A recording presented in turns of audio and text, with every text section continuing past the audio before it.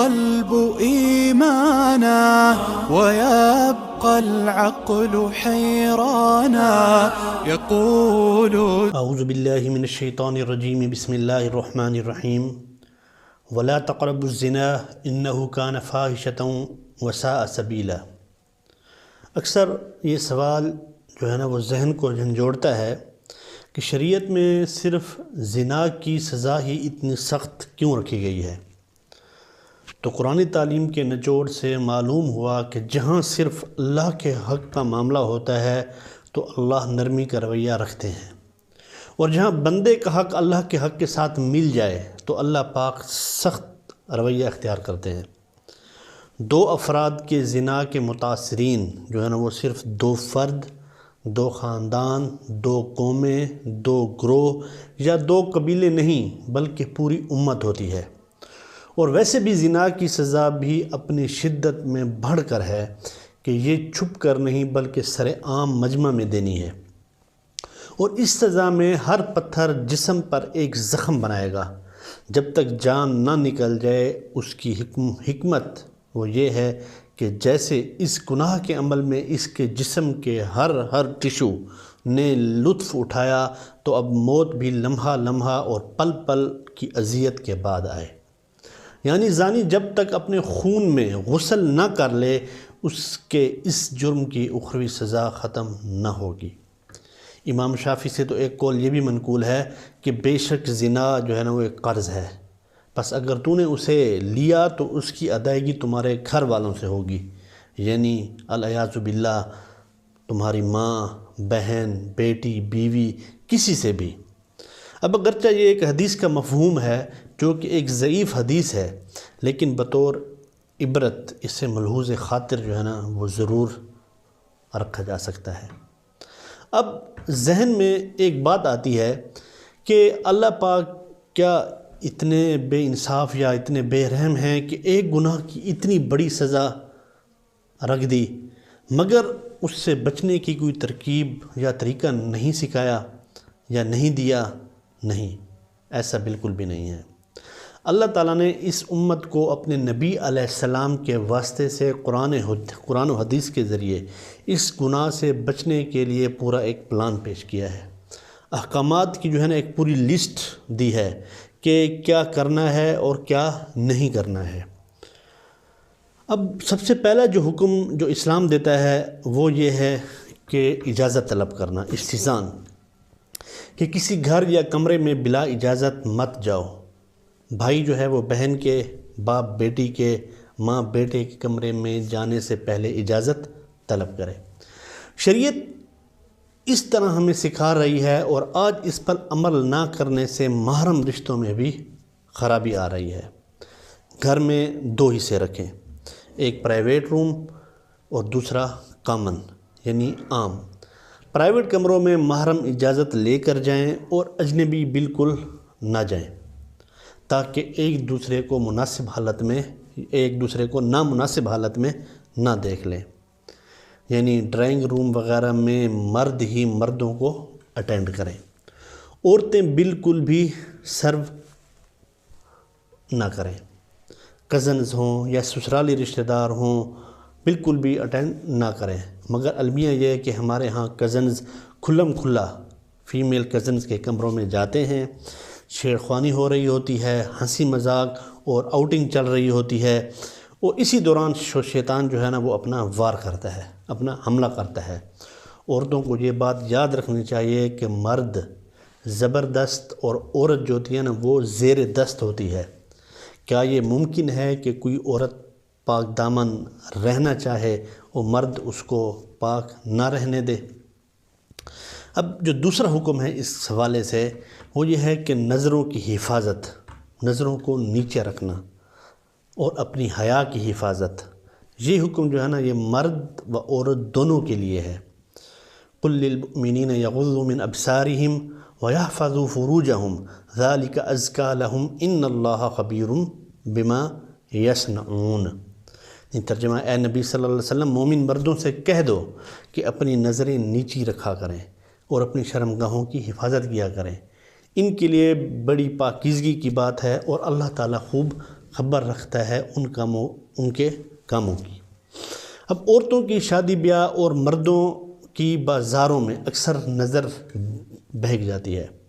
کوئی مہمان آئے تو عورتیں جھانکتی تاکتی ہیں، باپ بھائیوں کے دوستوں سے ہنس ہنس کر ملنا اور سرونگ ہو رہی ہوتی ہے، جبکہ شریعت تو دیکھنے سے بھی منع کر رہی ہے۔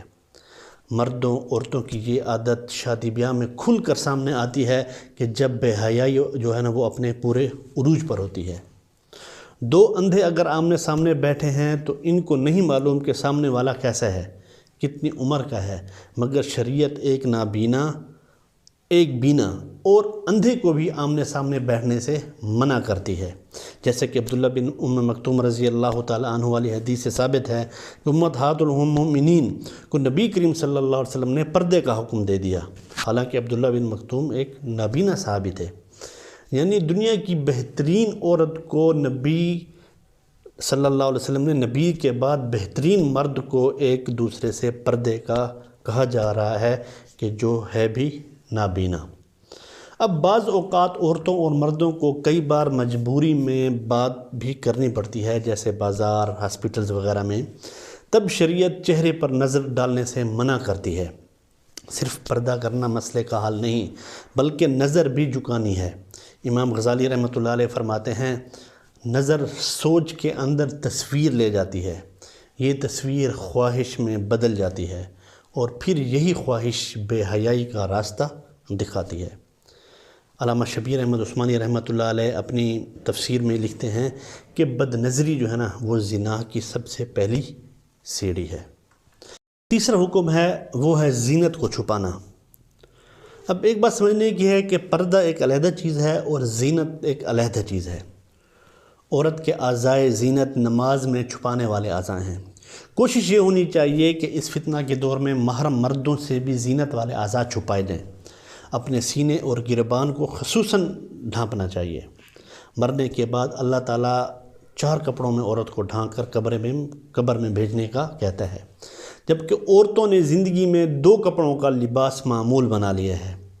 اب تو حال تو یہ ہے کہ بوتیکس والے بھی صرف 2 کپڑے جو ہے نا بنا کے دیتے ہیں، دوپٹہ بھی آرڈر پر تیار کروانا پڑتا ہے، کیونکہ آج عورتیں 3 کپڑے بھی پہننے پر راضی نہیں ہیں۔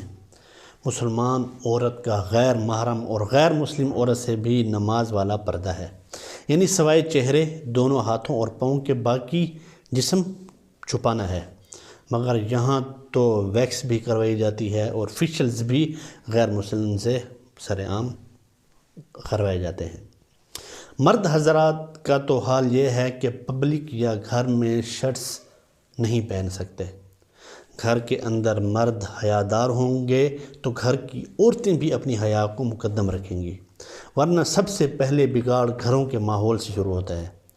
ماؤں اور بہنوں کے نامناسب لباس گھر کے مردوں میں حیا کی کمی کی وجہ بنتے ہیں۔